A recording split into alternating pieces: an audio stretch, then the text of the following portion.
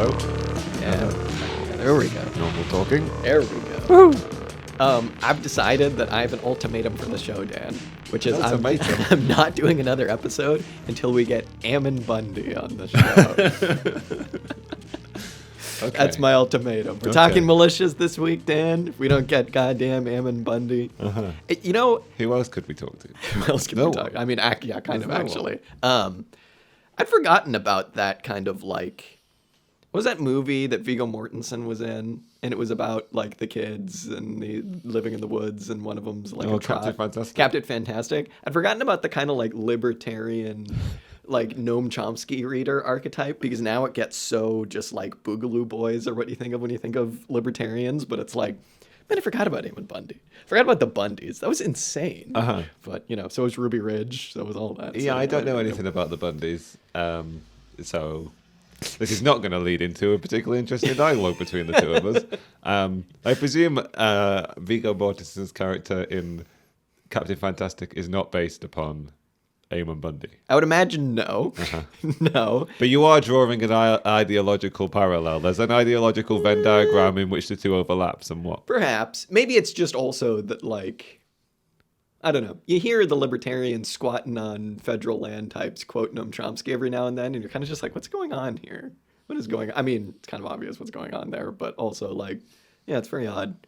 I don't know. Exceedingly odd, one might say. Yeah. I don't know. I mean, the reason why Bundy's come up, just for the listener, is I think presumably because a piece that we read supplementary to this week's episode referenced his support for BLM against the police. Yeah. Yeah.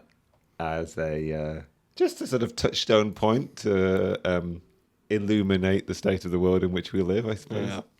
Yeah.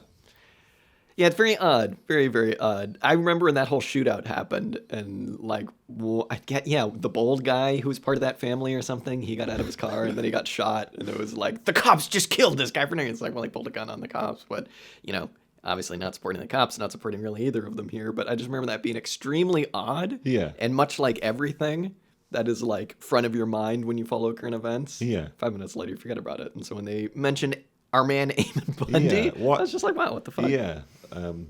White libertarian shocked that police shoot him, I suppose.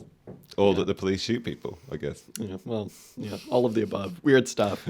Anyway, we're back. We are back, and it feels good. Yeah. It does feel good. Except for the fact that I can't really remember how we do this. Then I have to remind myself that that's how I feel when we start every one of these episodes. Yeah, so to put myself at ease. Yeah, exactly. This is what it feels like. But it's been a long time. It has been a long time. A lot's happened, but none of it really feel like really talking about on the show. So just know, listener, a lot's happened. Yeah. It has been a welcome break. Yes.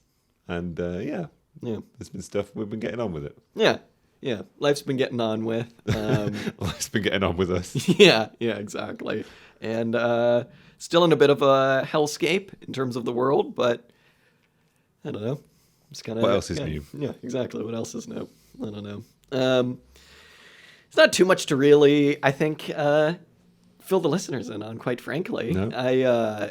You and I discussed what we were going to talk about on the show last night. Last night being Wednesday night. The show's coming out tomorrow morning.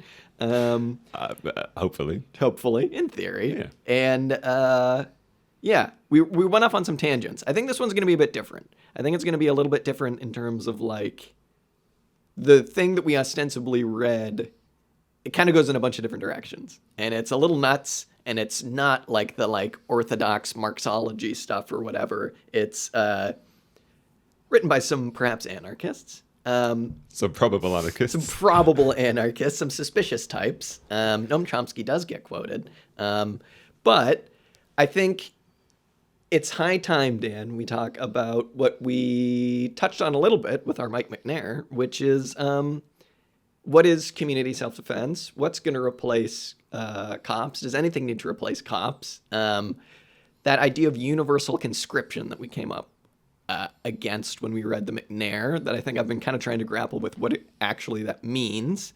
And guns. What the hell do socialists think about guns? We're back on that again. And all sorts of stuff. You know, talk about that little rat bastard Kyle Rittenhouse as well. We'll talk about all sorts of things. But I think maybe, unless you want to say something, I think maybe we start with the Panthers. I think it's an excellent starting point. Yeah. Yeah. I also think, yes, listener, be prepared. This is going to be one of those episodes where we work out what we want to say as the words come out of our mouths. It's a joint exercise for Jack and I, working out what we think, when we're doing it. Yeah. We've ostensibly read some things, but I wouldn't claim to have read anything in its entirety. It's definitely ad hoc. Yeah. But in the best possible way, and I think it's going to be a good one. I'm excited. Yeah, full disclosure, I'm not sure what I really think about a lot of this stuff. So as you say, this will be an exercise for both of us. It'll be an exercise of me trying to figure out, what the fuck I think about a lot of this I suppose stuff. it's worth saying it's kind of been something that's been going around our minds and in dialogue and conversations we've been having for quite a long time, since before this podcast even started. Yeah, we were friends prior to this podcast starting. And we continue to be friends. Yeah, the question, I always phrase this question in terms of like, if one looks to various socialist and communist manifestos or programs, there is usually something replacing the police and the army with some kind of popular militia, probably some kind of reference to instituting some kind of right to bear arms, which has always seemed and read as very alien in the early part of the 21st century, when if one is looking at political manifestos from the beginning of the 20th century. But I think I'm coming round to the idea that we need to have a serious conversation about these topics. Obviously, they are sort of current and salient as well. Particularly, it sort of depends from which part of the world one is from, and I suppose also which part of the left one comes from. Yeah. What one's gut reaction is to the idea of The cops. The They're idea back. of the cops. My God, they heard us talking about it. That was quick. Yeah, how one feels about the question of gun ownership, gun rights, whether they need to be curtailed or protected. Yeah. And also what that exactly what that means for a socialist society. It's all well and good to say abolish the police and stuff, but as I think we'll get into, kind of what then? And perhaps that's a reason why that slogan hasn't really been working or whatever. But I think to start this out, abolish the police, what would come after? Maybe we should look at some people who did try to remove police from their communities and who succeeded for a time. Of course, we're talking about the Panthers here. So the Black Panthers, I don't know. We read a exceedingly short essay on the Black Panthers from the book Setting Sights by a academic from Georgia State, I think, named Akinyele Umoja, and he basically is just kind of putting together like a short, concise history of the Panther Party and about its split, or supposed split, into reformist and revolutionary agendas or factions. But I think it's worth... I think the reason I'm kind of interested in talking about them is because like they started out, right, in Oakland as kind of just like a way to watch the cops, right? And, people would get together and they'd all have weapons as a way of challenging the cops against police brutality and a way of saying, don't come into our neighborhoods if you're just going to come and just like kick the shit out of people and steal stuff. And, take your repressive apparatuses and sit on it. Maybe that's what they said. But, it's worth saying that like the virtue of that kind of attitude, I think, that kind of organizing vibes very well with what we read in the Mike McNair about like community organizing and about organizing the entire class. Because it's like, if we want to discuss what's going to like come after the bourgeois state or like what we can do in our everyday lives to like start to build autonomy, there are worse models to build from than what the Panthers did in Oakland and in many cities around America. And while it was perhaps not a model that can be easily, easily imitated, replicated even. in all communities, it's definitely worth looking at, because it's like for a while they succeeded in getting rid of like an entire arm of the state from their communities and building autonomy. So it's really fascinating just looking at that, I think. Yeah, I think that's a really good way of framing it. There's the kind of like very specific contexts and the very specific tactics that were chosen in that very particular moment by a particular group of activists, and then the more broadly theoretical concepts behind it that, as you correctly say, are quite analogous to things we were reading about with Mike McNair and others around building working class or other minority groups' capacities to organize themselves, protect themselves, and in the long run prepare and build the foundations for what might be the alternate culture and society that might be developed in a revolutionary and post-revolutionary period. So yeah, I completely agree. I thought the case of the Black Panthers, and one of the reasons why we can hang a lot around that particular piece, I think, is that it speaks to it brings up a lot of questions and a lot of problems come up. I think the author of that piece has taken one particular stance and is deliberately trying to draw a degree of continuity through this entire period of the existence of Black Panthers, from its foundation in 1966 to its abolition in 1982, and through that period of the early 1970s split, which was largely around these kind of questions of like underground revolutionary, even insurrectionary activities, and above board more quote unquote like reformist politics is the way that it's framed in this piece. But as you say, in its beginnings, particularly with the Black Panthers, it was just like, we have this right to open carry. There is no reason why we oughtn't exercise that right. And in some instances, like, follow the police on their patrols to just keep an eye. Or just say, like, hey, we're here. Hey, we're here. Yeah.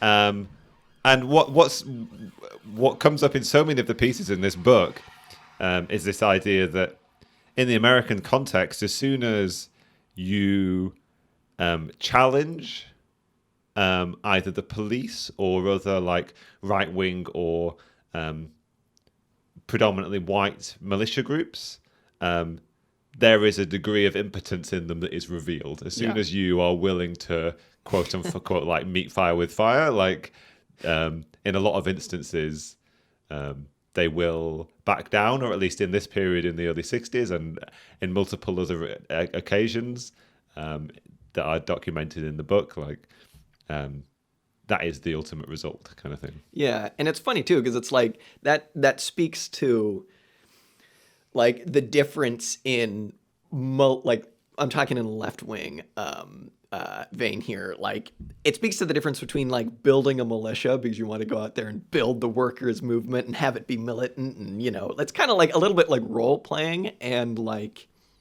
actually doing this for like concrete reasons, right? Because it's like, yeah, okay, we'd all like to see a like well-armed like workers militia, whatever that would look like, but at the same time, like the point, like the Panthers' point wasn't necessarily in Oakland in those early years to like make a protracted people's war. Like eventually that would kind of go on to be what some factions were about, but it was mainly just about like helping the community.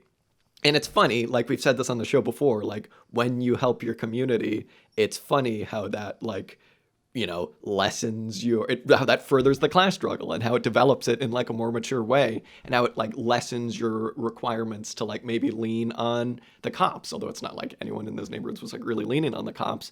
But the Panthers, when they were able to like get rid of the gang that is the cops in their neighborhood, they were able to basically, you know, allow for an organizational structure within their neighborhoods that people were comfortable calling, and that they could, you know, say like, hey, you know, I have this problem.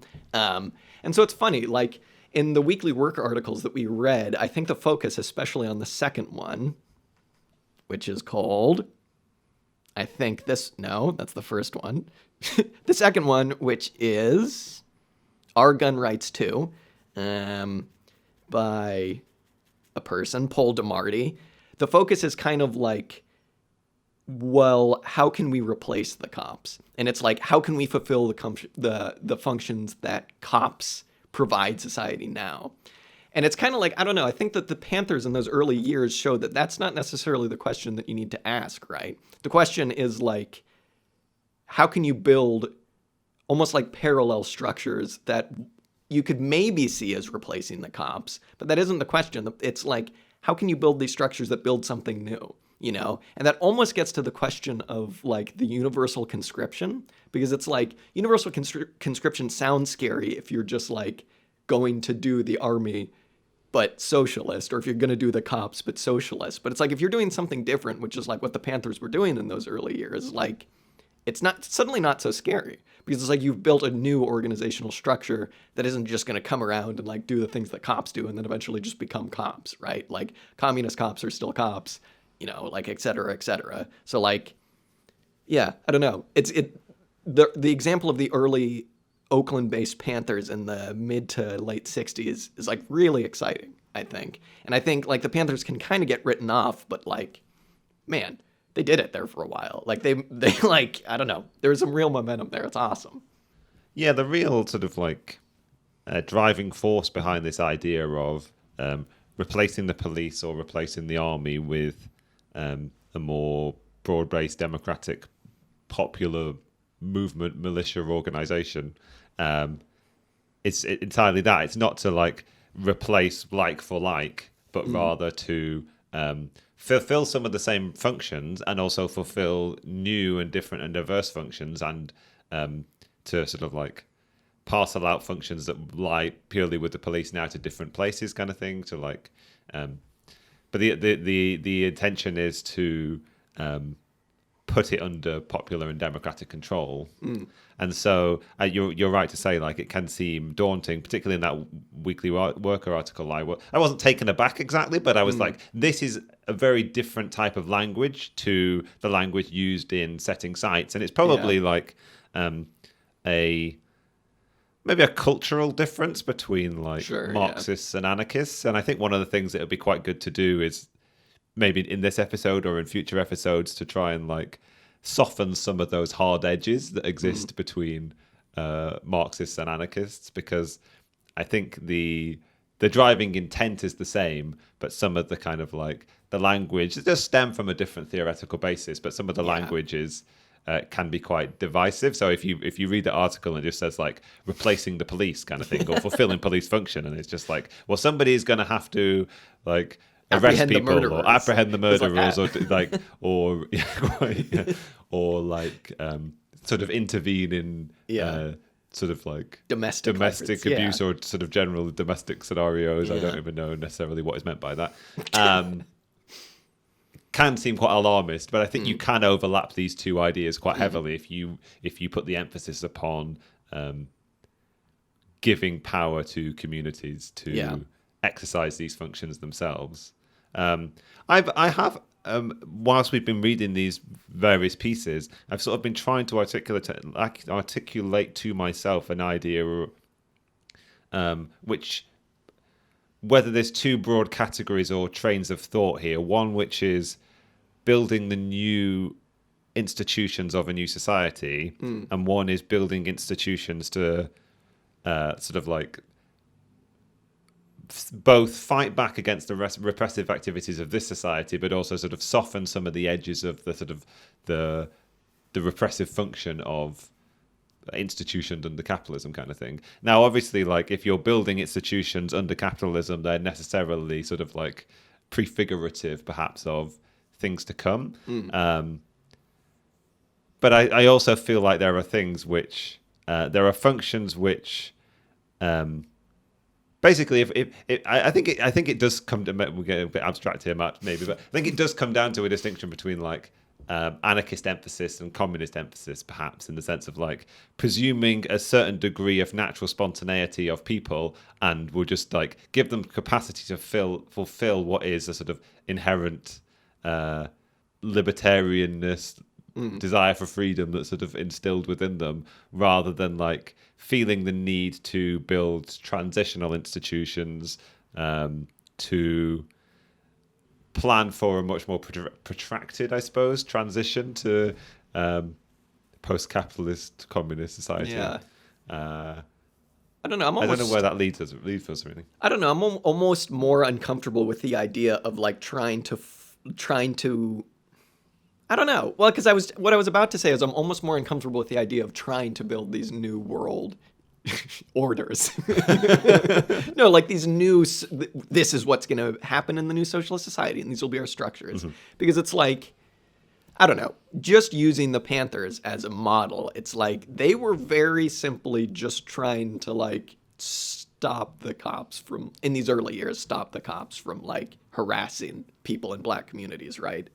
And like, I don't know, if you do that and it is based within the working class or the working class like greater community, I think it will be prefigurative of a new society. And I think that like the two articles from the Weekly Worker, the other one being Rittenhouse and White Backlash, Daniel Lazare, were very concerned with like the Second Amendment and about like the Boogaloo Boys and fucking Kyle Rittenhouse and all that bullshit. And it's like, socialists kind of have this dissonance that forms in their brain when talking about guns and militias, because the only real militias that we see are like just the biggest chuds on the planet, right? But it's like, I don't know.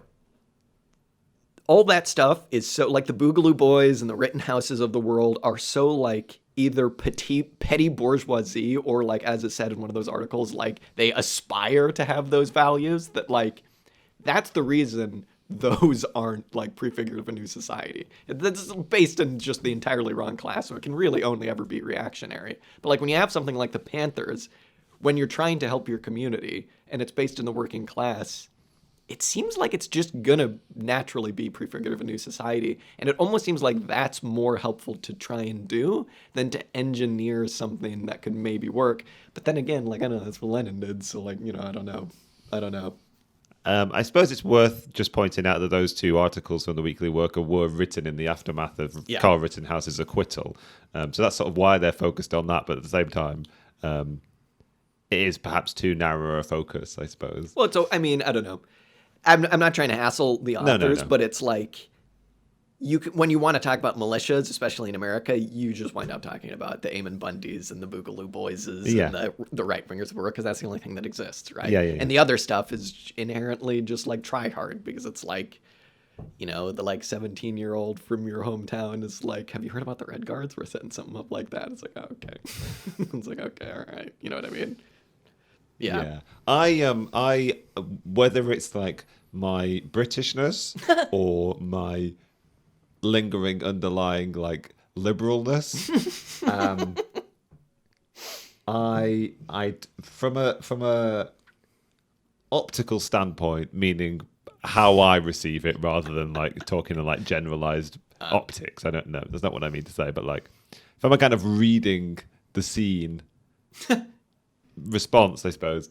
I haven't really yet seen an instantiation of sort of like a left-wing analog to the activity of right-wing militias, which reads as inherently different, I suppose, or I don't know. Maybe this is too soon to get into this discussion because it's going to degenerate or devolve, I think, because it's basically just about how it looks. Yeah. Like looking the most tactical, you know, or like having all the gear or like... But then this is me as an outsider who's like never had any experience of firearms or guns or any of that kind of training, or I don't have to live around guns. I don't have to live around police that carry guns for the most part. Yeah. So I'm totally an outsider to it.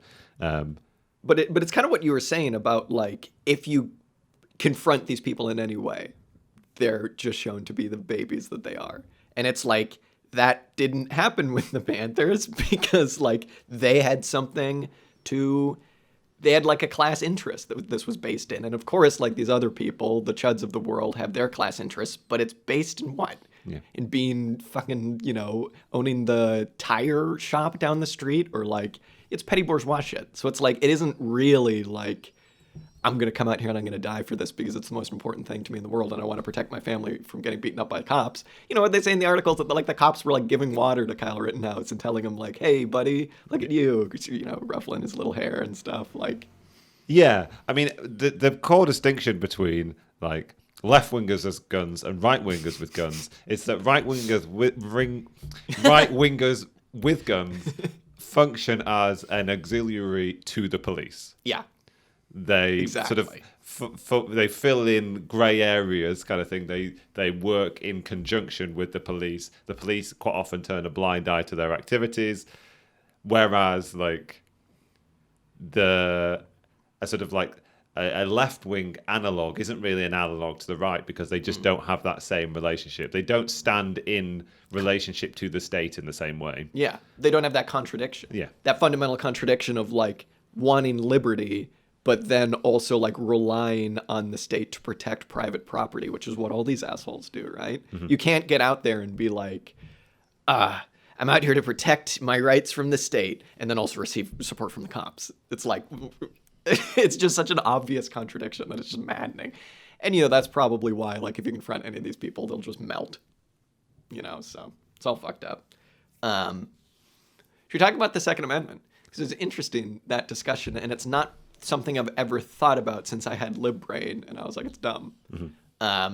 Those 27 words, the 27 words you need to say to get someone to fall in love with you is just recite the Second Amendment. So these two articles, the ones by Daniel Lazare and Paul Demarty that you sent, Dan, were very like concerned with interpreting the Second Amendment, which almost seems kind of silly because it's like, how can we interpret this, bourgeois thing to make it socialist? And it's like, you don't have to, right? Like you don't have to do it at all. Although the first writer, Daniel Lazare, was like, it's dumb and it leads to reactionary militias. And the second writer was like, I would happily have this in a socialist constitution. I'm interested, Dan, as an Englishman, what do you think of the Second Amendment? I don't think I have a capacity to speak as an Englishman that isn't also. I mean, as an outsider, it strikes one as very strange and alien. Both its existence in the Constitution, but also the way it is adhered to and fought for. Now, that in some ways, that amendment to the Constitution shouldn't be seen separate from the constitutional structure of the United States in general. Like the degree of reverence for that document and the degree to which it is championed by both the right and the liberal centre as being sort of this foundational document which cannot be altered except for when it's altered. Altered except for when it's altered, indeed. And it's funny that, like, when we read Mike McNair's Revolutionary Strategy, and one of the things that impacted me, at least my thinking and my language around communism and revolutionary politics, is this idea of either being or being anti-constitutional. And so in this context, I was thinking a lot around, like, the right's approach to the Second Amendment, to guns rather, is very much heavily tied to the Second Amendment because they have every interest in defending the Constitution, being constitutional. So lame. And like I was watching like documentaries about militia, like just like normal like mainstream media documentaries about militias, and watching people like swear their oaths to protect the Constitution with their I don't know. It's their pocket constitution. Yeah. The one that they keep in their pocket. Yeah. Presumably there is more than the Second Amendment, but have they read it? Maybe, I don't know. Yeah, and while at the same time being like, I hate the state. Let me pull out my pocket constitution. Yeah, that is the funny contradiction, isn't it? Like it's I defend the Constitution and the Second Amendment, but the Second Amendment, what's implicit in those people's reading of the Second Amendment is the state might turn on me and I might have to turn on the state at some point, and that's why I have to have guns. At the same time, I do sort of respect that impulse to some extent. Sure. And it's clearly very heavily written into American culture. That's sort of like suspicion of or planning for the possibility of tyranny around every corner, you know? I hate tyranny. And I have been wondering. This is another poorly formed thought. I have sort of been wondering how much both that cultural suspicion around the prospect of tyranny and also the existence of the language around guns and gun culture and the Second Amendment, whether it does lead American culture to be generally more open to the idea of the possibility of resisting and replacing state function with some other potentially democratic formations. I don't know what. All it is I've been wondering whether it's an interesting cultural remnant or a facet of American society which is. Certainly it puts American leftists in a different position, I suppose. Yeah. Or leftists, you know what I mean? Like socialists and communists. It does. Yeah, that's a good point. Because you kind of have to be, like, if you want to be anti-constitutional, you kind of almost have to be for the Second Amendment in some way, right? Like, you don't have to. But it's strange, isn't it? Like, initially I was thinking, I'm not quite sure how I feel about this yet. Initially I was thinking, like, I had a worry about left-wing advocates for gun rights and gun ownership becoming champions of the Constitution and drawing their sort of commitment to those ideas from a commitment to the American Constitution. And I suppose we would hope that all left-wing radicals would want to look to be anti-constitutional rather than support the Constitution of the country in which they live. I listened to, it's worth saying, I suppose, the first time we came across this book was listening to the podcast, The Paul Proles Almanac, and go back and Andy and Elliot were very gracious to come on our show way back, almost a year ago, and we had a nice chat with them. So go back and listen to that. Back when we were a small podcast. Yeah, and they have an interview on their podcast feed they have spoken to Scott Crow, but they were speaking to someone else in this instance whose name sadly I can't remember. But that guest made a really, really interesting point that in their gun advocacy, they really like to build a commitment to the protection of gun rights, I suppose, and a commitment amongst minority groups towards gun ownership and community self-defense. They want to build that upon the particular legacies of those communities' experience of living under state oppression. So, like, the commitment of African Americans to owning guns, to training with guns, is not drawn from their perceived constitutional right, a constitution that's always overlooked them, forsaken them, whatever, but more a tradition of black radicalism and slave revolt and all this kind of stuff. So it's possible to build a different tradition, and I don't want to suggest that people who are left-wing advocates or anarchist advocates for gun ownership draw their inspiration from the Constitution. I'm sure the vast majority don't, and actually it would preclude one from being an anarchist if one did. But there are other sources of inspiration and building a tradition. I suppose. It's class struggle. Like, that tradition already exists. It's called socialism. And it's like, you can't obviously, like, I was almost a little uncomfortable with some of the stuff in the articles because it was like, why the fuck are we spending so much time talking about this amendment to the bourgeois constitution? It's like, okay, great, we could have this in a socialist constitution in these same words, I guess. But, like, we don't draw our, like, power and our moral right from the state. And, like, the Bill of Rights wasn't even going to be included in the Constitution. You know what I mean? Like, yeah, I don't know. It's insane. Mm-hmm. It did, however, make me think that, like, so initially I was like, okay, reject the Constitution, don't make any reference to bourgeois rights, constitutional right, the Second Amendment, like, think about these things in other terms. But then I was thinking about, well, the context in which the present class struggle, the struggle for socialism, communism is fought is within the bourgeois state. And sometimes one does have to look at the rights afforded us under a bourgeois constitution and be like, okay, how do we use and exercise these rights? How even in some respects do we further those rights that might advantageous in the future? Advantages that might be advantageous. I mean, it's maybe a tired reference and a very, very old one, but because I've been sort of like reading a little bit about like early 19th century socialism, early 20th century socialism, and particularly Lenin and Lenin's sort of fixing the focus of Russian social democracy on the gaining of bourgeois democratic rights because it was tactically advantageous to the develop, or perceived to be tactically advantageous to development of that movement.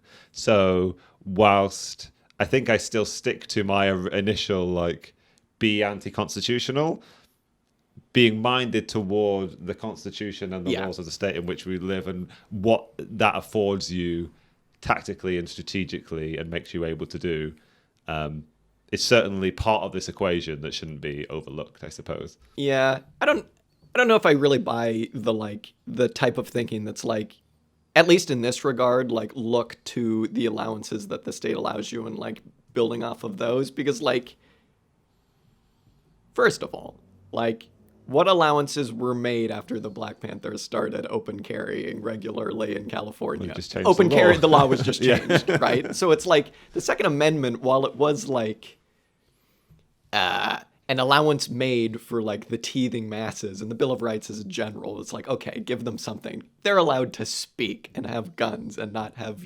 redcoats come and stay in their houses or whatever. Like, it's never really been something that's worked continuously in our favor. And while, yeah, it's cool, I guess, that you're a leftist and you can go get a gun just like some asshole can, like, I don't know. It hasn't really been advantageous for the left in any large way, I suppose. Like, it was for the Panthers at the beginning, but it's like, okay, as soon as it starts being good, then it'll just get taken away. So it's like, the focus, I guess, then, at least for me and my frame of thinking now, needs to be less on like trying to build off of our power and taking it from the Constitution or the Bill of Rights or whatever, and more so like looking to kind of do what they did in the 60s, which was, build your community. And in so doing, you're building class power. And like, yeah, okay, you do it too much and the same thing's going to happen. They just change the law. But like, at the same time, it wasn't necessarily like, well, I don't know. I was going to say that it wasn't the Second Amendment that like allowed them to kick cops out, but I guess to a certain extent it was. They could have showed up with like, I don't know, other weapons, but that wouldn't have really intimidated cops in the same way. I guess all I'm trying to say is that like, the Second Amendment, by its nature, doesn't necessarily afford the left much. Because if it was ever to get to the point where it's like, okay, a militia or whatever of the left has gotten to the point where it can challenge parts of the state, the laws are just going to get changed. You know what I mean? So like, yeah, it's cool and it's like neat that you have like access to this in the same way that some chud does, but like, you're never going to get the same support. Like, it just practically you can't draw your support from this bourgeois document because like, the right can, because they actually have the support of the state, whether they like it or not, they do. Like the cops are going to give them high fives and give them beers and be like, hey, thanks for coming out. Thanks, Kyle, you 17-year-old who just shot and murdered several people. Like, that ain't ever going to happen for the left. And so power needs to be drawn from in other places. And so doing it needs to be built in other places. You know what I mean? So I don't know. Second Amendment, kind of don't really fucking care. It's kind of where I come down on it. What are you going to do? Bourgeois thing is bourgeois. Fair enough. How insane was the Kyle Rittenhouse thing, though? I didn't realize that he was 17 when that happened. That's just like, Jesus Christ. Just talk about just ruin. Like, I'm not going to like give any sympathy to the guy, but talk about just ruining someone's life with fucking brain rot. Jesus. Yeah, brutal. At least now he's getting paid to speak at like CPAC or some bullshit. So, whatever. I think I'd like to talk a little bit, Dan, if we could, about the kind of like two different ideologies that we pulled from in reading for this episode. One which was like the anarchist, like, whatever dude, like, what is it he said? Gun control means hitting your target thing. And then the like more MLE, more like Kautsky and, kind of like stuff that you find in the Weekly Worker. And I like to go back to what you said about like kind of rounding some of those edges between anarchism and Marxism, right? Or whatever. Still would like to figure out what anarchism actually is, because I get the feeling a lot of anarchism isn't actually anarchism. However, having said that, I think one of the reasons I was drawn to looking at an anarchist text to talk about militias and the guns and all of this stuff isn't because I'm some wacky anarchist, but like the way that they, our comrades, talk about this stuff is refreshing in a way. And, you always hear the like shade that gets thrown at anarchists that's like, communists build socialism in one country and the anarchists build anarchism in one neighborhood. But it's like, I don't know, like, I think if you're like even trying to pull from, say, like an entirely McNairist view of what needs to be done, like, you can pull a lot from like the anarchist way of thinking that we read from, which is like, it's also a strategy of patience to like build up local power into just like somehow just like replacing these apparatuses of the state. And in so doing, like that is a strategy of patience, right? It's just like you're just doing it within your community. So I don't know. As much as the kind of like modern anarchist like aesthetic is not one that I really appreciate too much, like it's refreshing. It can be very refreshing to talk about like community building and stuff because like, I don't know. What else are you going to do? Press the button that's working class party? You know what I mean? So, like, I don't know. Yeah, I think the tactic of community self-defense, broadly defined in this Setting Sights book, is one that I find quite agreeable. Yeah. Although it's reflected in different ways with different emphases, the general principle of empowering community groups, whether they are groups of oppressed minorities in one way or other, or groups of workers, say, in the context of workers being repressed by, I don't know, scabs and strikebreakers or whatever, I don't know. Just to broaden the context a little bit. Sure. The exercise of empowering people through a capacity to collectively organize one's defense, particularly in contexts where if you outsource the protection to some other body, it's just going to be absent. And basically what you're doing is acquiescing to brutal repression, basically. Yeah. As a sort of like very bare bones necessity, it's incredibly laudable and should be reproduced and replicated in as many ways as is practicable, I guess. And even in this country where there aren't, you don't have the same rights to own guns, for example, like developing similar tactics, I'm sure it's been done, although I'm ignorant of it. Developing at least similar tactics of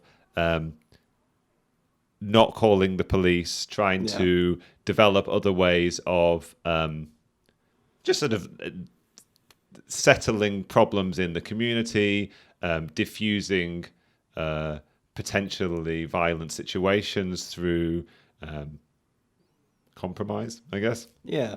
I guess there is an analogous strategy that could be used in the UK and other countries that don't have the same access to guns. And one of the things that necessitates this kind of community self-defense in this form is the very fact that the police and the police's and the army's auxiliary, the militias, are so well armed and so brazen with their use of violence and so emboldened in the current climate, I suppose. Yeah. And one of the things that you when you were just speaking there, one of the things that really helped me clarify this thing that I was sort of groping after as to whether the Second Amendment and the right to bear arms in America sort of like creates some kind of potential, putting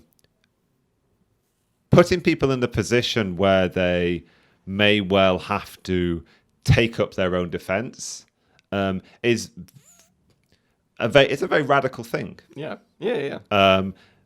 Not only is it incredibly empowering, and is it something which serves to make people think about fulfilling and replacing various state functions, it just makes one aware of the repressive function fulfilled by the capitalist state, and makes one aware of the circumstances under which you may well find yourself not being afforded like liberal constitutional protections, I suppose. Yeah. And so in a lot of ways, it really does foster much more starkly this notion of anti-constitutionalism, and also the necessity to build capacity and competencies, which I think is quite interesting. Yeah. I mean, it's funny, right? Because, like, the only reason it's radical to take self-defense into your own hands is because self-defense is just another thing that's been commodified and alienated away from you, right? It's like, in reality, who would you rather call if you have a problem? Like, your friend who lives down the street, and like your family, or and the people that you know, or a cop who lives 40 miles away and is just going to show up and just be like, I'm done with this, someone's getting shot. You know what I mean? Like, I don't know. And to kind of go back to what we were saying about, like, well, I don't know, like, even maybe the point of all of this is, like, when we're building these institutions that maybe smack a little bit of socialism under capitalism, and maybe they are kind of something that could prefigure what life would be like and under a different mode, under a more just mode. Like, it's pretty, I don't know, it's important to constantly be trying to do that, because, like, sooner or later, cops are going to blink, right? And it seems kind of impossible to imagine that now, because, like, cops and their auxiliaries just get, like, money stuffed in their faces, and they get drones and tanks and all of this shit. But, like, one can imagine a point in the future where the state stops being able to act domestically as it currently does. And it would be nice when that happens for there to be something that prefigures socialism a little bit, and organizational structures that are more just. And, you know, whatever that's going to be, that's going to be. But one can imagine under socialism and under communism, that would be something resembling universal conscription, which is a more intense way of saying the community can sort it out. You know what I mean? It's like, is it universal conscription when everybody knows the, like, Panthers who are, like, wandering around trying to help people? Is it universal conscription when, like, you just call the schmuck who lives down the street because you're, like, having an issue? Or, yeah, I don't know. I suppose all I'm just trying to say is that, like, important to try and be moving things forward. And one can imagine a world in which organizational structures that we build today, maybe they can be used tomorrow. You know what I mean? So we'll see. I don't know. One of the things I was thinking of drawing us back to a little bit, maybe to round it out, is to go back to the Black Panthers, because the narrative of the essay around the Black Panthers covers this process of this split and the formation of a more quote-unquote reformist wing, and a wing that went much more underground, and orientated itself much more towards armed resistance, developed much more toward an insurrectionary movement, and sort of hoped to overthrow and challenge the state by out-and-out armed conflict, I suppose. And one of the things like, the author of the text is very much intending to celebrate that tradition, I suppose, draw a continuity across this break where use of arms and forcible resistance against the police and against the state is something that's written into the DNA of the Black Panthers and the broader movement that it's a part of, I suppose. But when I was reading through it, all I could help think of was, like, almost like propaganda of the deed style, late 19th century anarchism, sort of trying to kill the Tsar in the hope that the peasants would suddenly awaken with renewed consciousness, kind of thing. And the way that it's described in this piece is that one of the reasons, I'm sure amongst many, why, like, the split happened and why Huey Newton, the leader of the Black Panther Party, sort of sided in the way that he did, was that he had this general suspicion against simply making it a military movement and not doing what we were saying before, sort of embedding it as part of a broader social movement.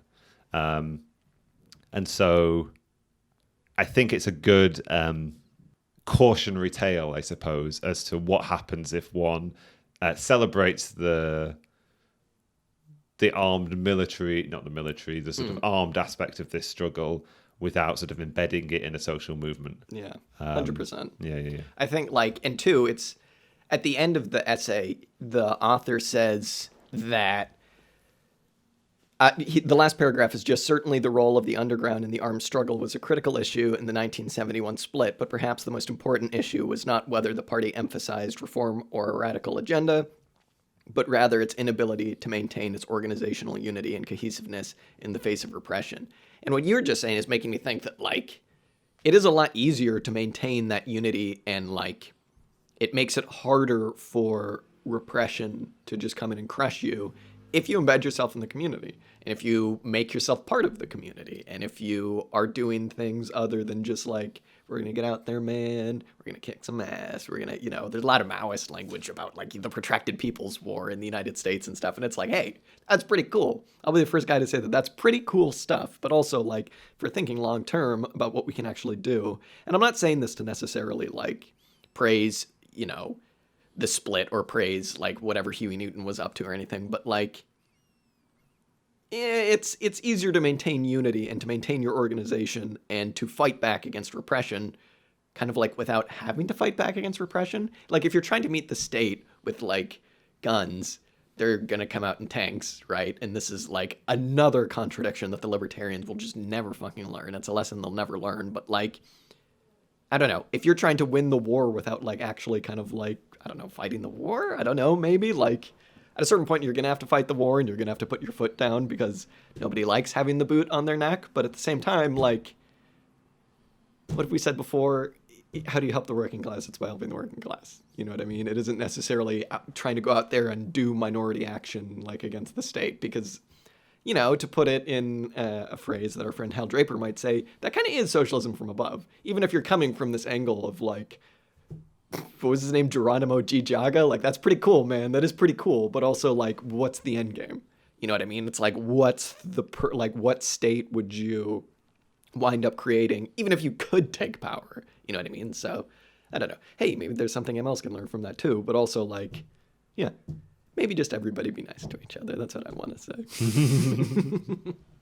There's a really nice quote in one of the other pieces. The piece is called Desire Armed. It's just a couple of pages. And it's broadly just speaking to this point, right? It shouldn't, the armed militant portion of your movement should be thoroughly embedded in your social movement. It shouldn't be something that stands outside of it. And the really nice quote was that the aim is not to create an armed revolutionary movement. It's to arm the pre-existing social revolutionary movement, which I thought was quite poignant and sort of like struck a chord with me, I suppose. 100%. Yeah.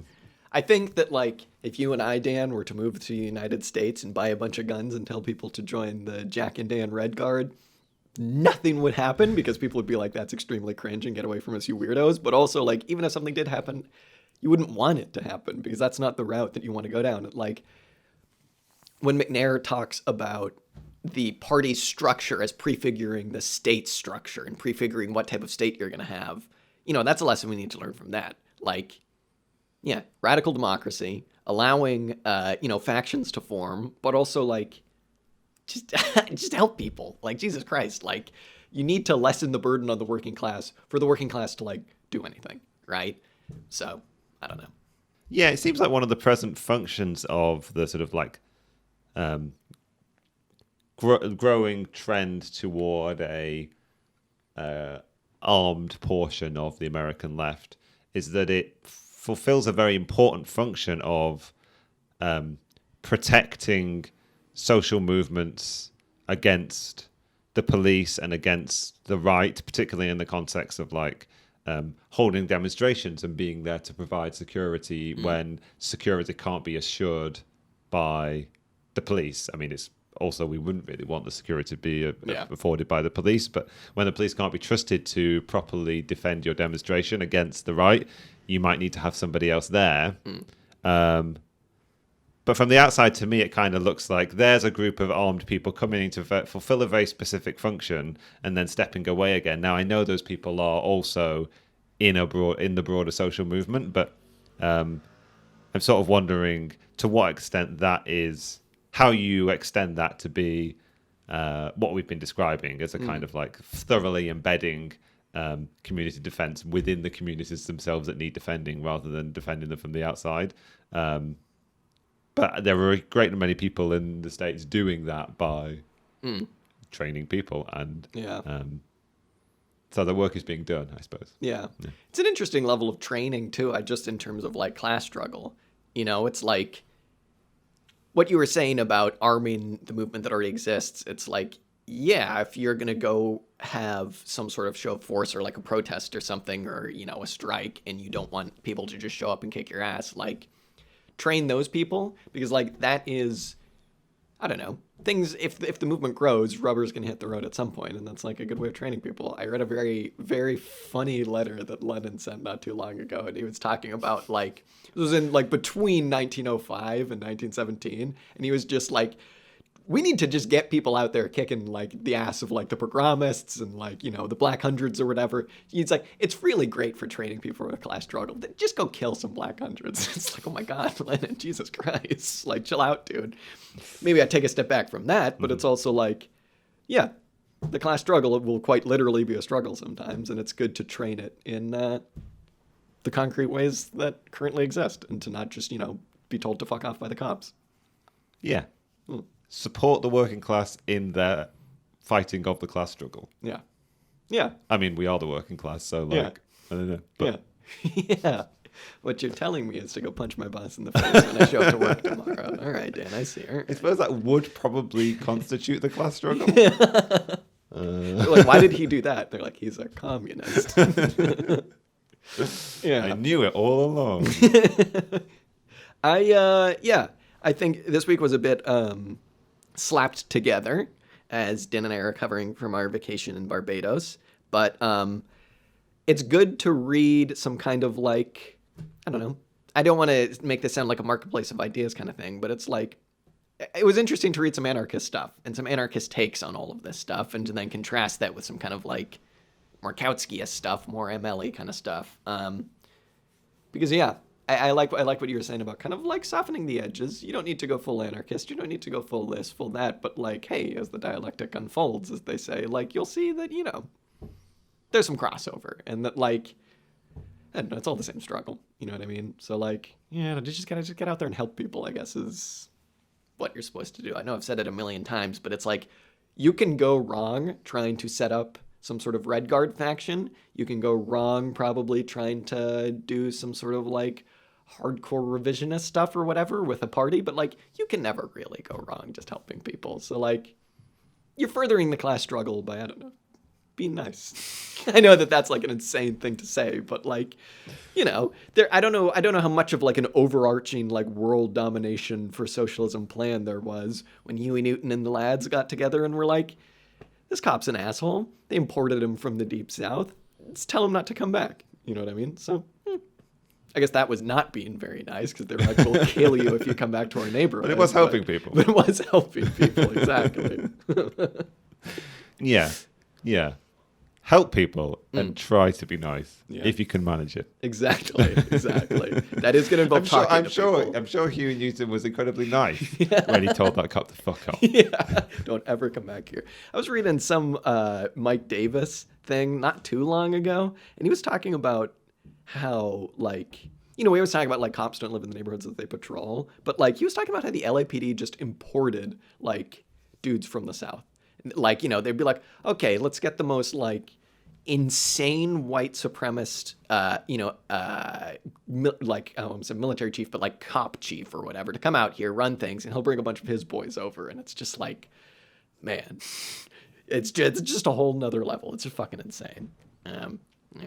cops. What are you gonna do? Yeah. I mean, I guess I was saying before that like the right-wing militias are the auxiliary of the police, but in a lot of instances they are the police. Yeah, exactly. So, Yeah. whether they're like imported racist cops from somewhere else, or whether they're, I don't know, the cops and members of the military that were also like storming the Capitol building a year ago and a bit. God, like, yeah. Oh yeah, we missed the anniversary. Yeah, I was kind of happy- hoping that would happy fall on the day January we 6th. recorded. Yeah. Happy January 6th. I texted my brother. I was like, "It's January 6th." Oh dear. Maybe we should have talked about that in this episode. I mean, Yeah. I think we're kind of winding down, but just like the idea of how do we stand on January 6th, I kind of feel the exact same way that I feel about the Second Amendment. You know what I mean? It's like aesthetically maybe cool, although I really am hesitant to call what happened on January 6th like aesthetically cool in any way because it's the biggest assholes on the planet. Idea of it cool, bourgeois implementation of it ruins everything. Yeah, I think I had some sort of like pretty half-baked takes a year ago, and I'm not sure I've come up with any more thoroughly cooked ones now. It's just a very dumb thing. Yeah. I think we don't need to have any more opinions or takes. Very dumb thing. It's very dumb. Very, very dumb. I guess I have now, a year on, a much better understanding of the ideas that swirl around how close we were to some kind of quote-unquote coup. He's gonna coup. And what the Oh my plan God. was, and how Mike Pence failed Trump, I suppose.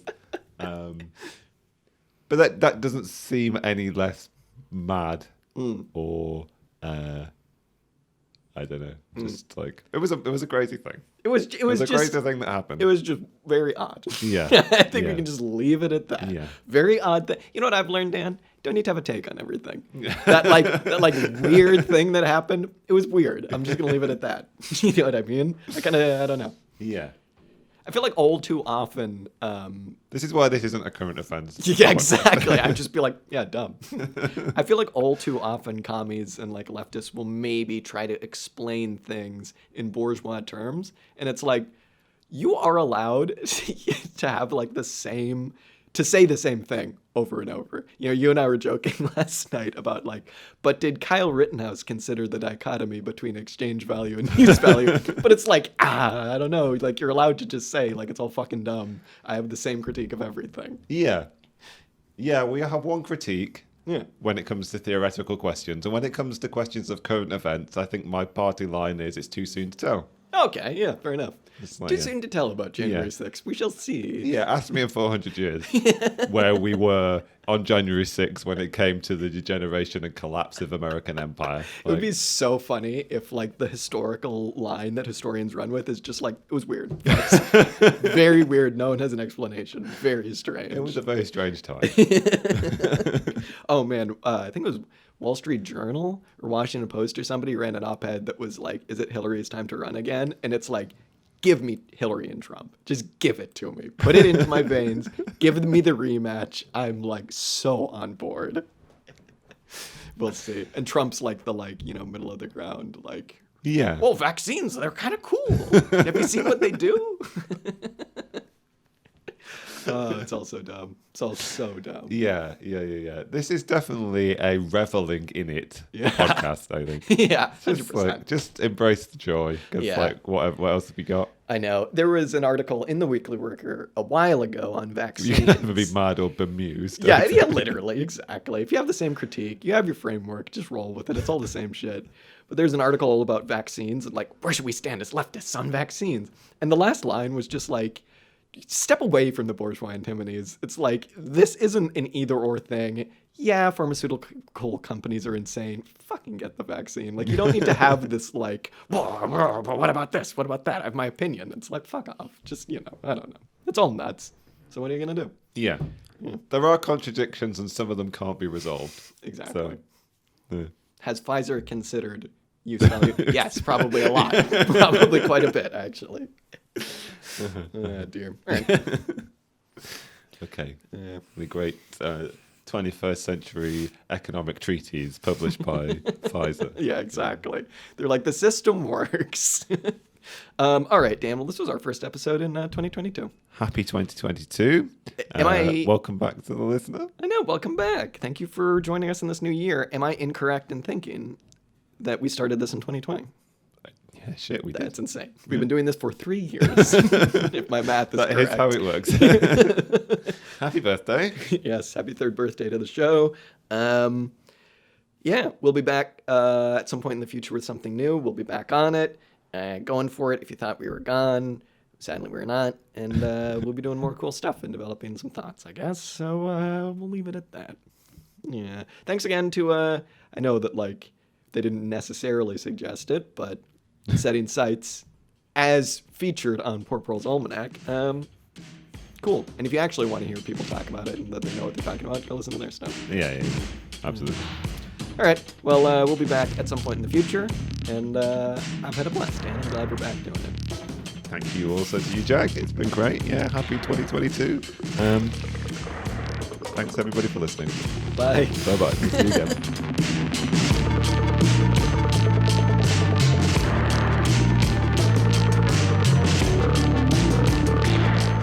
The music you heard this episode was Music to Kill Bad People To by King Gizzard and the Lizard Wizard. If you like this song, you can check it out and much, much more on their Bandcamp at kinggizzard.bandcamp.com. Be sure and follow us up on Instagram, Twitter, and Facebook. And if you like what you heard, be sure and tune in next week for some more commie discussion. Till next time.